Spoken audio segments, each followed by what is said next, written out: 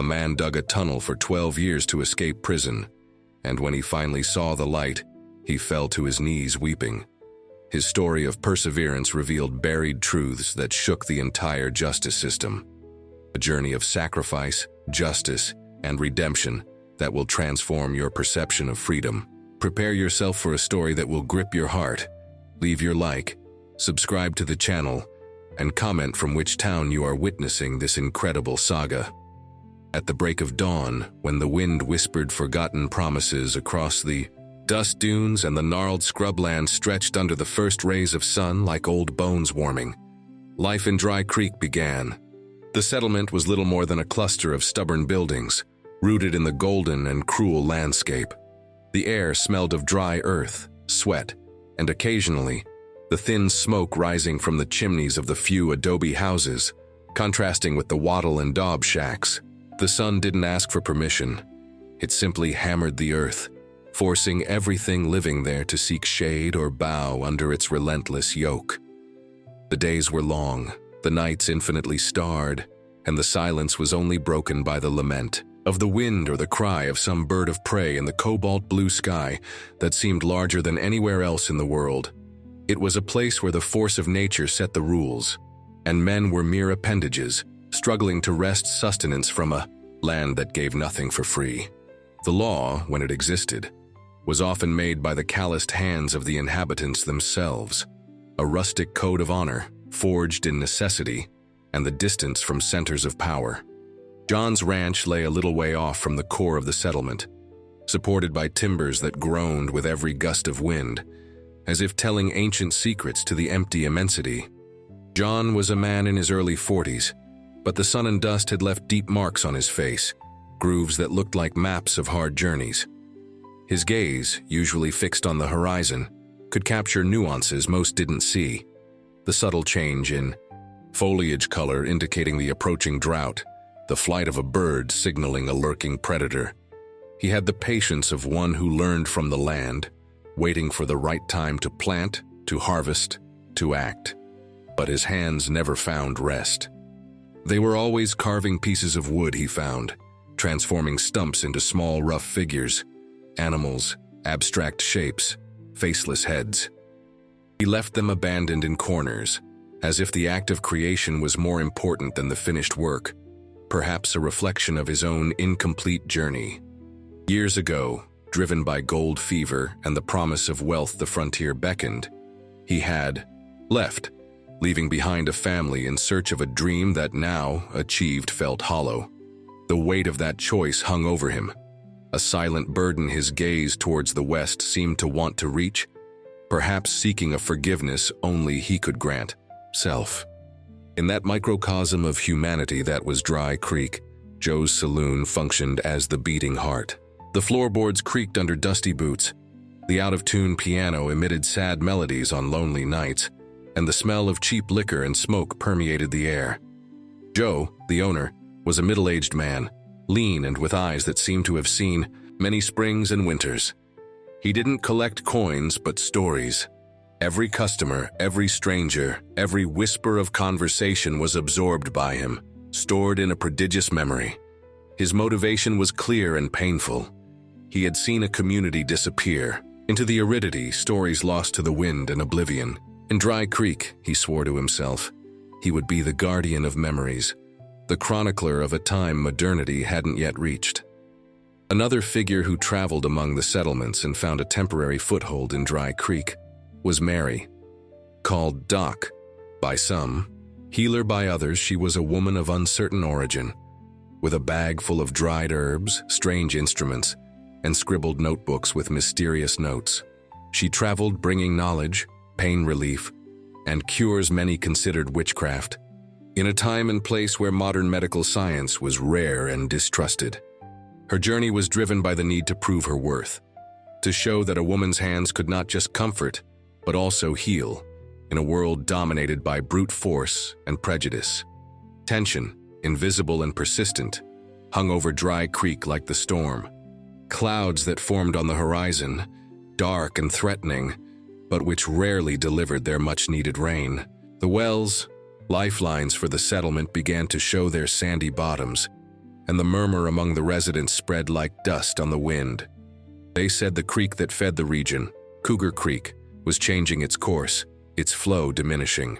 Day by day, some attributed it to the relentless drought, others whispered about human hands. The desert was an animal with sharp teeth, always ready to swallow anyone who let down their guard, and Dry Creek felt the claws of aridity, tightening. The first alarming sign came with the speed of the diminishing flow of Cougar Creek.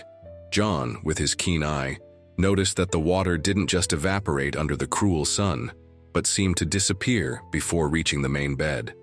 He saddled his horse and followed the creek's course, entering the twisted scrubland that clawed at the sky. The sound of water, once a constant murmur, became a thin trickle, then sporadic drops, until it fell silent completely. The bed, once damp and with small puddles, was dry, the earth cracked like aged skin. And then he saw, not far from the point where the water disappeared, there were recent marks on the earth, signs of digging. Tools had been used. Someone was diverting the water. John's heart tightened. It wasn't just nature. It wasn't just the drought. There was malice here. The clues, poorly disguised tracks in the dust, pointed towards the other side of the arid hills where the sun set, land few ventured into without reason. This was the first moment of high tension, the discovery that the enemy wasn't just the drought, but a flesh-and-blood adversary with unknown but clearly harmful intentions. Who would do such a thing? Why? Uncertainty hung like a black cloud, denser than any sandstorm. It was during his initial investigation of the diversion that fate, with its peculiar irony, placed in his path what would become a new breath of life. While following the tracks that snaked through the hills, his horse, a sturdy but old animal, suddenly limped. A sharp stone had lodged deep in its hoof. John tried to remove it, but the stone was stuck, and the animal moaned in pain. Frustrated, he sat beside the horse, the noon sun beating down on his neck, and then a calm and unexpected voice broke the silence. "Let me see." It was Helena, the teacher who had recently arrived in the settlement. She had curious eyes and hands that, though small, showed firmness. She had come on foot with a canteen in hand and a bag full of books and maps. Helena had come to Dry Creek with the mission of bringing knowledge, of planting the seeds of reading and writing in a land where daily survival consumed all energy. John looked at her with a mix of surprise and suspicion. What was a woman from the city doing alone in those hills? But concern for the horse spoke louder. She knelt down, examined the animal's hoof carefully, and using a simple tool she carried with her, managed to remove the stone with surprising skill. The horse sighed with relief. She then opened her canteen and offered water to John and the animal. In parched land where every drop was precious, that gesture of sharing water carried the weight of gold, an act of kindness John hadn't seen in a long time. This was the first crucial moment of connection between them, a simple act of mutual help under the scorching sun. The first minor twist occurred the next day. John, following the diversion tracks, didn't find a rival with digging tools but nature itself. The tracks led to a point where part of a hillside had collapsed, a landslide caused perhaps by some isolated rain or the fragility of the soil. The collapse obstructed the creek's original course and created a new path for the water, diverting it away from Dry Creek. It wasn't the work of a rival, but a consequence of the environment's own fragility. This eliminated a possible human culprit, but didn't solve the problem. Water remained scarce. The drought, which seemed like a lurking leopard, now showed its claws unexpectedly. News of the collapse and the dwindling water spread quickly, causing apprehension. Joe called a meeting at the saloon. The smell of dust and withered hope hung in the air. John, respected for his connection to the land, proposed a wider expedition. Not to correct the original course of the creek, the collapse was too large, for the settlement's resources, but to find new water sources, hidden springs, underground veins. The idea sparked heated debates. Abandon familiar land for the uncertain? Helena, sitting quietly in a corner, raised her hand. "I can help," she said, her voice soft but firm. "I brought some old maps of the region. They belonged to my great-grandfather, who was a miner and explorer. There are markings that might indicate the presence of springs or old wells. She unrolled a yellowed and fragile map on a table. John and other residents gathered around. As she pointed to possible locations, Helena's fingers briefly touched John's over the rough paper. He felt the roughness of the calluses, the ink stains, signs of a life dedicated to learning and manual work different from his own. Unexpected admiration bloomed in his chest for that woman who brought knowledge to that desert. It was the second, crucial moment of connection between them, a subtle touch yet loaded with meaning, sharing the hope contained in that old map. The expedition set out days later, a small group led by John, with Helena by his side. Using her maps as guides, they walked for days under the relentless sun, dust rising with every step, low, thorny vegetation scratching their legs. They found a few shallow wells with muddy and insufficient water. But John's perseverance, the faith he didn't verbalize but that radiated in his calm, kept the group together. The second medium twist came when, following one of Helena's markings, they found not just a spring, but the remnants of an ancient settlement. At the bottom of a small hidden valley, there were ruins of stone structures, fragments of pottery, rusty, primitive tools, and, most surprisingly, rock paintings depicting human figures and animals, complex symbols. It was evident that this region, now arid and forgotten, had once been inhabited and prosperous. The spring they found was small but clear, a thread of life in the desert. Why had that place been abandoned? The mystery added another layer to the already complicated situation. The discovery brought a thread of hope. If life had flourished there before, perhaps it could flourish again. But also an unsettling question.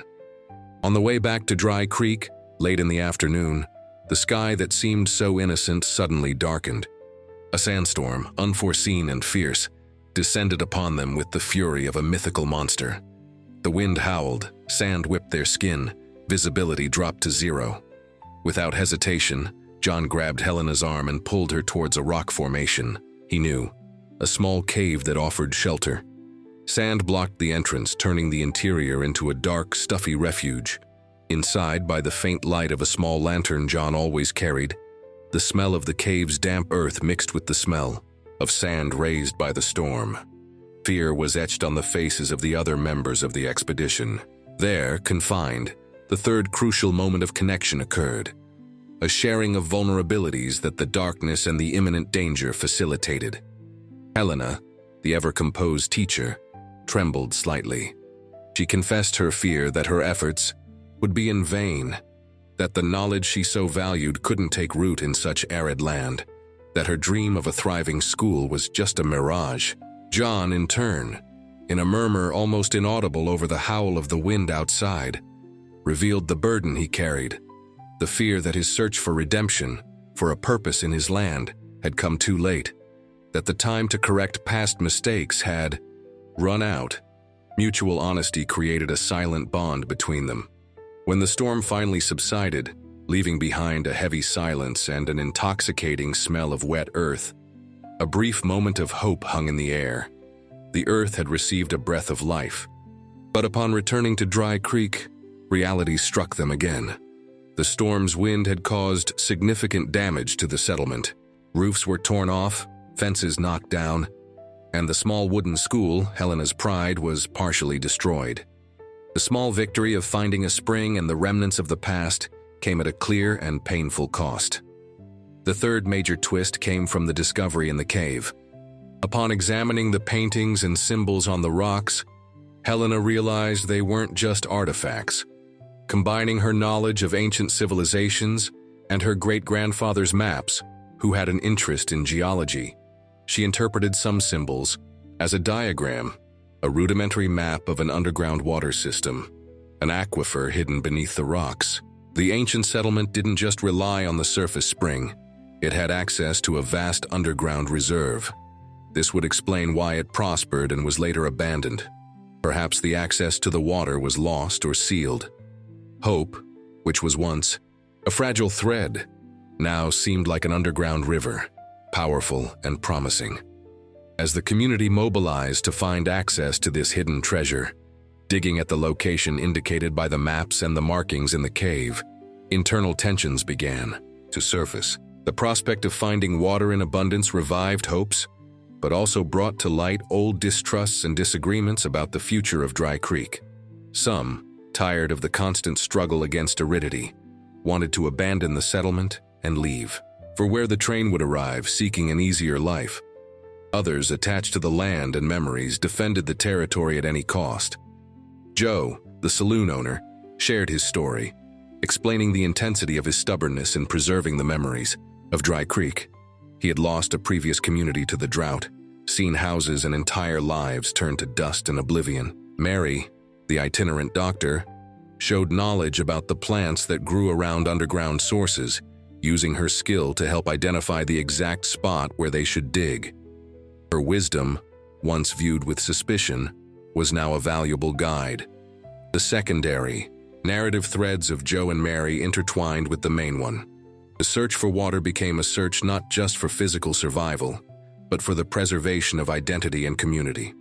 The fourth crucial moment of connection between John and Helena occurred during the mobilization for the digging. In a brief moment of rest under the shade of an acacia, John took a small wooden carving from his pocket. It was an open book, carved with surprising delicacy, and on its tiny pages he had engraved symbols representing the stars, the sun, and the rain, elements he felt were essential for life. It was the first object from his restless hands that he had finished and offered to someone in years, breaking his habit of abandoning unfinished works. A gift that represented the hope she had rekindled in him. Helena received the gift with an emotional smile. In return, days later, sitting on the dusty ground beside the excavation site, she picked up a stick and, on the ground, taught him to write his own name, John. He, the man who knew how to read the signs of the earth and the sky, but had never learned to read words in a book, felt a profound emotion. The act of writing his name, of seeing those letters form under her guidance, was a moment of mutual vulnerability and silent surrender. He trusted her to teach him something that placed him in a position of dependence, something that connected him to a world he had previously felt distant from. The search for the underground aquifer intensified as the last wells of Dry Creek began to dry up completely. Life in the settlement became an exercise in extreme rationing. Every drop of water was fought over. The smell of dry earth was constant, heavy in the air. Tension reached its peak. The day of the decisive digging arrived. Men and women worked together, digging deep at the spot indicated by Mary and Helena's maps. The sun beat down, but hope gave them strength. And then it happened. The ground beneath them gave way with a terrifying roar. A collapse trapped several residents under the earth and stones, including Helena, who was at the front, examining the soil. This was the moment of greatest danger in the story. Panic spread like wildfire. John, with the cold determination of a wild animal protecting its young, led the rescue. Ignoring the danger of further collapses, he dug with his hands, with his shovel, with his soul. With every stone removed, the trapped air seemed to grow denser. As they dug desperately to free those trapped, the light of their lanterns and lamps finally revealed the answer. Not far below where the collapse occurred, they found undeniable proof of the aquifer, a vast underground chamber with water bubbling up. A sight of relief and joy erupted among those digging, but it was quickly silenced. As they approached the water, a strange smell hung in the air, and the water, although abundant, had a slightly milky coloration. They discovered, with the help of Mary's knowledge of minerals, why the ancient settlement had been abandoned and the aquifer sealed. The water was contaminated with a mineral. This mineral, in small quantities, gave initial fertility to the land, explaining why the ancient civilization had prospered there at first. But over time, the mineral slowly poisoned anyone who consumed it. Drinking that water would mean a slow and painful death. This was the fourth twist of great and devastating impact on the community's hopes. Finding water in abundance, only to discover it was poison, was a cruel blow of fate. Hope crumbled like fine sand. Amidst the chaos of the rescue and the terrible discovery, the fifth crucial moment of connection happened. They finally reached Helena, who was trapped under the rubble. She was unconscious, pale, but alive. John, with the strength of desperation, removed the stones that trapped her and carried her out of the underground chamber, into the open air and the smell of wet earth.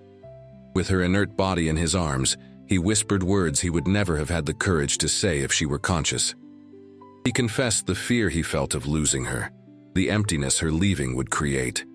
He admitted she had brought light into his life, purpose beyond mere survival, a reason to want a future. It was an act of emotional sacrifice, the surrender of his deepest feelings at a moment when she couldn't hear him, but when he needed to verbalize the truth to himself.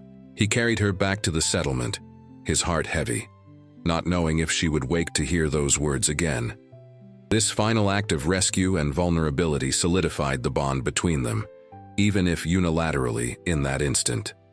Helena's recovery was slow, as was the community's acceptance that the underground water, the long-dreamed-of aquifer, was useless for consumption.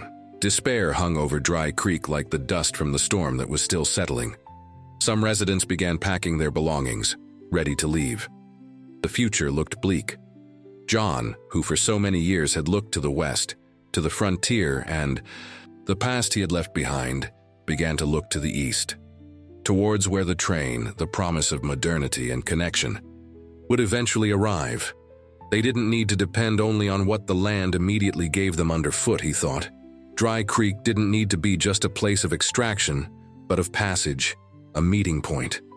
One night, watching the stars that shone with incredible intensity in the cloudless sky, beside Helena, who had recovered and was sitting beside him on a rustic bench, he shared his vision. His voice was calm, thoughtful, but full of a new energy. "We can't drink the water," he said, "but we can use what we have. Our location, on the path the train will follow, our stories, our people. We can create a stopping point, a place of exchange between those coming from the east and those going west. The scarcity of water," he continued, "can be compensated by knowledge, by trade, by our ability to adapt. We can be more than a settlement dying of thirst. We can be a portal." Helena listened attentively, her eyes fixed on his in the faint lantern light. Her faith in his words rekindled his own. During the following months, Dry Creek began a silent transformation, driven by renewed hope, a stubborn faith in the possibility of a different future. The school, destroyed by the storm, was rebuilt, larger and more solid with everyone's help. It became not just a place of learning, but a community center. Joe's saloon, with its out-of-tune piano, also transformed into a small museum, where he displayed ancient objects found in the region and hung plaques with local stories and legends he had collected. Mary, the itinerant doctor, decided to settle permanently in Dry Creek. Her skills with herbs and remedies, combined with the unexpected discovery, brought a new narrative thread to the forefront. The last twist, and perhaps the most surprising, came from the poisoned water. Mary, intrigued by the mineral present in it, continued to study it. She discovered, through ancient texts of folk medicine and careful experimentation, that the mineral, though unsuitable for internal consumption, had medicinal properties when applied externally, especially for treating skin problems and wounds. Its application created a protective layer that accelerated healing. News of this discovery spread through neighboring settlements. People with chronic wounds and skin diseases began traveling to Dry Creek in search of the doctor's treatment. The settlement, once on the brink of abandonment, found a new reason to exist and prosper as a center of healing. The scarcity of potable water was compensated by the abundance of water with other valuable properties. The desert, the fierce leopard, revealed it also had a generous side. John, whose restless hands once carved aimless figures, found purpose in the act of creating signs. He began carving elaborate markers for the future path of the train, carved stones and pieces of wood that not only indicated direction, but told, through symbols and small engraved scenes, a bit of the story of Dry Creek, the struggle against the drought, the discovery of the ancient settlement, the arrival of the cure. His hands, once bound by the weight of the past, now created signs to guide others towards the future. The romantic outcome solidified naturally, like water finding its way between rocks. After months of working side by side in rebuilding the settlement, sharing visions, overcoming obstacles, mutual admiration and silent affection transformed into something deeper. On an autumn afternoon, when the sun softened its relentless hammer on the plains, coloring the sky in shades of orange and pink, they sat on the school's newly built porch. Children played nearby, the sound of their laughter a balm to the ears. John placed his calloused hand over hers, soft but firm, resting on the arm of the chair. The touch was simple but heavy with the weight of all they had been through together. He looked at her, and for the first time, his eyes weren't fixed on the distant horizon but on her, in the present. Helena smiled, a smile that lit up her face. They didn't need elaborate words. The touch, the gaze, the silence filled by each other's presence were enough. In that moment, under the vast sky that had once seemed severe, they shared not only ideas and efforts but also a future built on arid land yet fertile with hope. Resilience, like the tough hide of a desert plant, had bent but not broken in the wind of adversity. Dry Creek, which almost succumbed, flourished again, not in the way they expected, but in a way that proved the strength of adaptation, community, and faith. John had found his redemption not in the distant west, but in the east, in the building of a future alongside the woman who showed him that knowledge and affection could flourish even in the desert. And he, the man who had dug in search of freedom and justice, discovered that the greatest justice was the one he did for himself, accepting the past and building a present with purpose, guided by the light of hope that Helena had ignited in his soul. The smell of earth wet from rare rain or medicinal water, the sound of children's laughter at the school, the creak of the saloon, the howl of the wind through the timbers, all mixed into a symphony of renewed life. And you, at what moment will you let hope bloom in your desert?